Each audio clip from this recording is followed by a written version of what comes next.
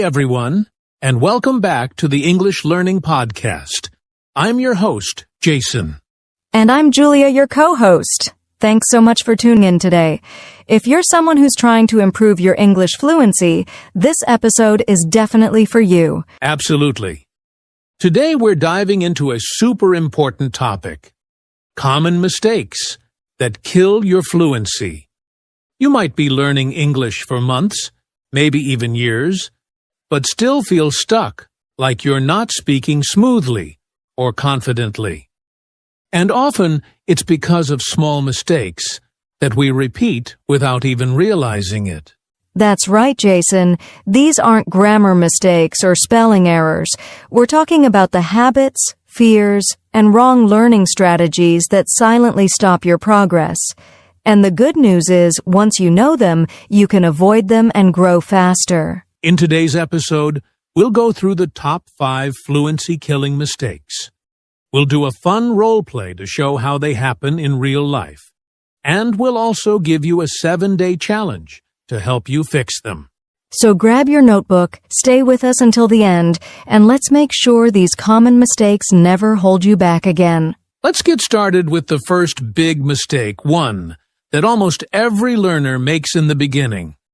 All right, let's jump into the first big mistake that kills fluency. And that is translating from your native language too much. Julia, this is such a common issue, right? Oh yes, Jason. Many learners try to think in their native language first, then translate the sentence into English.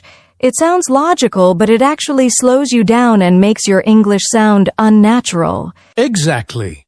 For example, if someone wants to say, I'm hungry, but they try to translate it word for word from their language, the sentence might come out wrong or sound awkward. Yes, and here's the problem. When you translate, your brain is doing double the work. First, it's thinking in your own language, then trying to find the English version. That delay makes speaking feel harder and slower. And not only that, sometimes phrases in your native language don't even exist in English, or they're said very differently. So you might say something that just doesn't make sense to native speakers. Right. That's why it's so important to start thinking in English, even with small, simple sentences like, it's hot today, or where is my bag? And if that feels hard at first, don't worry, it's normal. One great way to stop translating is to use pictures, not words. When you see a chair, think chair, not the word in your language. That's a great tip. Another idea is to practice with common sentence patterns, like, can I juice, or I like to juice. When you practice these chunks, your brain stops translating and starts using English naturally. And the more you listen to English podcasts, movies, real conversations, the more your brain gets used to the rhythm of English. Over time, you'll stop needing to translate. So remember, translating is like walking with one shoe on. It slows you down and makes fluency harder. Instead, train your mind to live in English, even for short moments each day. Well said, Julia. Coming up next. Mistake 2. Focusing too much on grammar. Trust me, this one's a trap for many learners. Now, let's talk about mistake 2 that kills fluency. And that is focusing too much on grammar. Julia, this one might surprise some learners. Yes, it might. Because grammar is important, of course.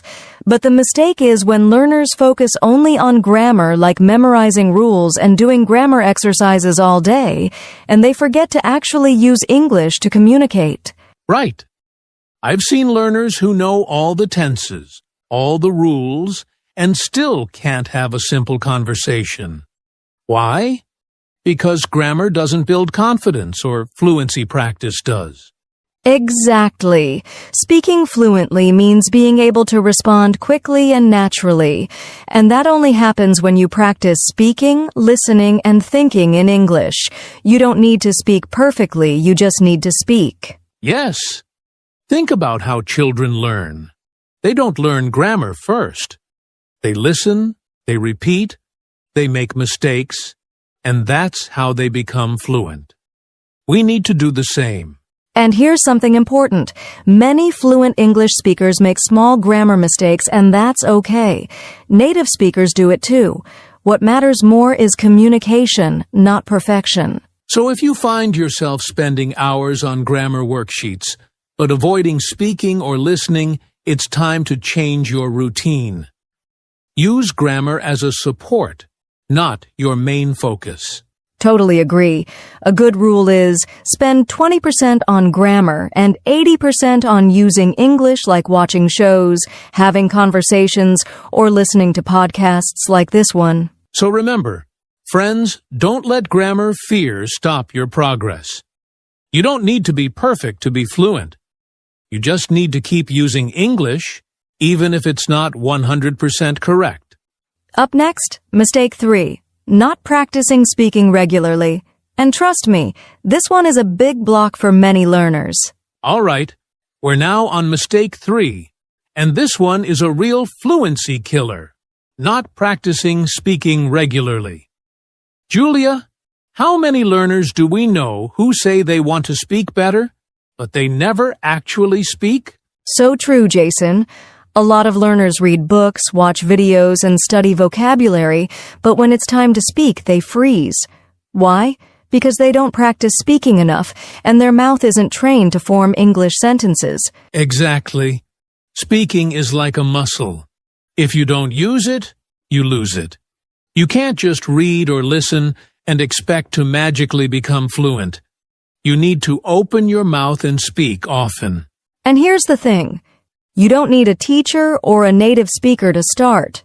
You can talk to yourself in English, describe what you're doing, or even practice conversations in your head. Yes. For example, while cooking, say, "Now I'm cutting the vegetables. The water is boiling. I need a spoon." This kind of self-talk builds confidence and fluency. Another great method is to record yourself speaking for 1 minute every day. Choose a topic like your favorite food, your weekend plans, or your goals and just speak. Then listen to it and see how you can improve. And don't wait for the perfect moment to speak. Speak when you're not ready. Speak when you're unsure. That's how fluency grows, by making mistakes and learning from them. Exactly. Fluency isn't about being perfect, it's about being consistent. Even speaking for just 5 minutes a day can make a big difference in a few weeks. So, if you've been learning English but not speaking it, start today. Don't wait. Fluency begins the moment you start using your voice. Coming up next, mistake 4. The fear of making mistakes. It's something we all face, but you'll hear why it shouldn't stop you.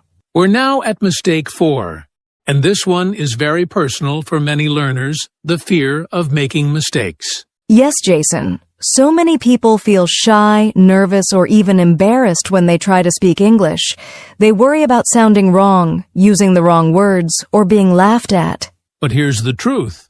Mistakes are not the enemy. In fact, they're your best teacher. Every time you make a mistake, your brain gets a chance to learn and grow. That's right. Nobody becomes fluent without making lots of mistakes first. Even native speakers make grammar or pronunciation errors sometimes, and they don't stop speaking because of it. Exactly. Fluency is not about speaking perfectly. It's about communicating your ideas with confidence, even if you make a few errors along the way. And the funny thing is, when you finally stop being afraid of mistakes, you actually start improving faster. You speak more, you try more, and your confidence grows. Yes, I always tell my students, be proud of your mistakes. They show that you're learning. If you're not making mistakes, it probably means you're not using English enough. So to our listeners, next time you hesitate to speak because you're scared of messing up, remember, every mistake you make is a step forward. Beautifully said. Julia, don't let fear hold your fluency hostage. Mistakes aren't the end. They're just the beginning. Coming up next, Mistake 5. Memorizing without using words in real life. This one is sneaky, but very common. All right. Let's move on to mistake 5. And this is something we see all the time, memorizing vocabulary without using the words in real context. Yes, Jason. Many learners try to memorize long vocabulary lists, hoping it will make them fluent. But here's the problem: just knowing a word isn't enough. If you don't use it in real situations, you'll forget it quickly or not know how to use it correctly. Exactly. You might know 1,000 English words, but if you don't know how and when to use them, they won't help you much in a real conversation. Let's take an example. Someone learns the word advice. Great! But if they don't practice saying, "Can I give you some advice?" or "Thanks for your advice," they might say something wrong, like an advice which sounds unnatural. That's a perfect example. So the key here is, don't just memorize, personalize. Use the new word in a sentence about your own life.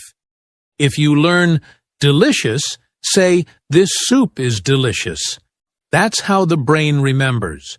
And it helps even more if you write the word down in a notebook, say it out loud, and use it in a real or practice conversation.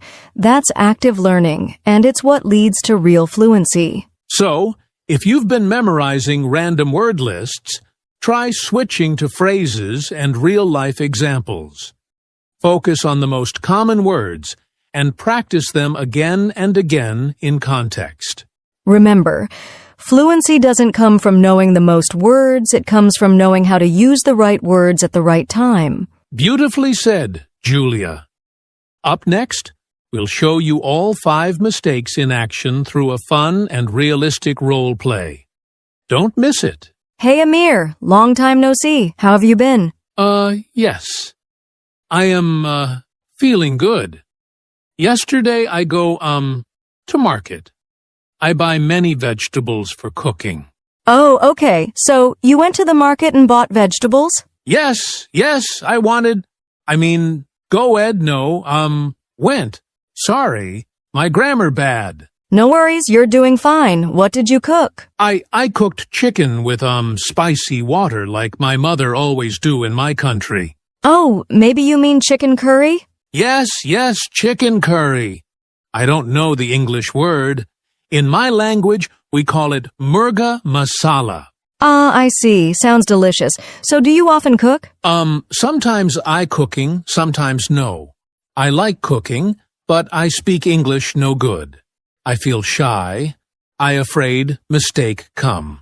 Don't worry, Amir. You're trying, and that's what matters. Just keep practicing. Thank you. I try learn many words. Yesterday I learned benefit, priority, atmosphere, consequence. But I know how to use. That's okay. We can learn how to use them together. All right, so, listeners, did you catch the mistakes Amir made in that short conversation?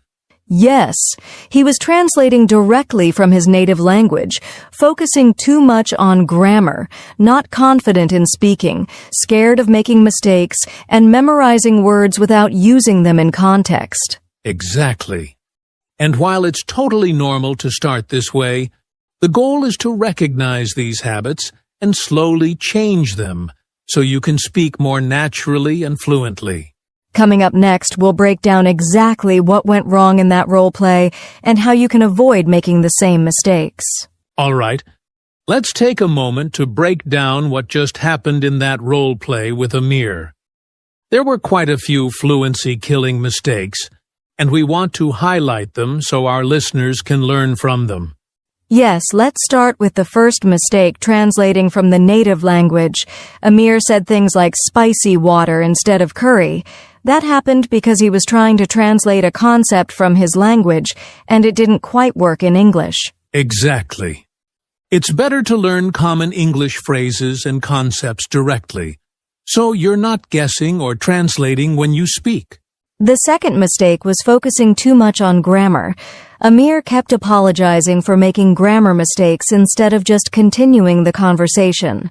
Remember, grammar is helpful, but communication is more important. Then came mistake 3, not practicing speaking enough. You could tell Amir wasn't used to speaking in English. He paused a lot and searched for words. Regular speaking practice, even alone, helps build that speaking muscle. Right. Then we saw mistake 4, fear of making mistakes. Amir said, "I feel shy. I afraid mistake come." That fear was holding him back from speaking freely, but making mistakes is how you grow. And finally, mistake 5, memorizing without context. Amir listed some fancy vocabulary like benefit and consequence, but he didn't know how to use them in a sentence. That's what happens when you memorize without real practice. So if you recognized yourself in Amir, don't worry. These mistakes are common, but they're also fixable. The key is to practice smart, speak more often, and focus on using real language in real situations. And now that you know what the problems are, let's talk about how to actually fix them coming up next. Now that we've talked about the 5 common mistakes that kill fluency, let's talk solutions. How can you actually fix these mistakes and speak English more naturally? Let's go one by one. First, to stop translating from your native language, start thinking in English even with small daily thoughts. For example, instead of thinking "I'm hungry" in your language first, train your brain to say it directly in English. Exactly.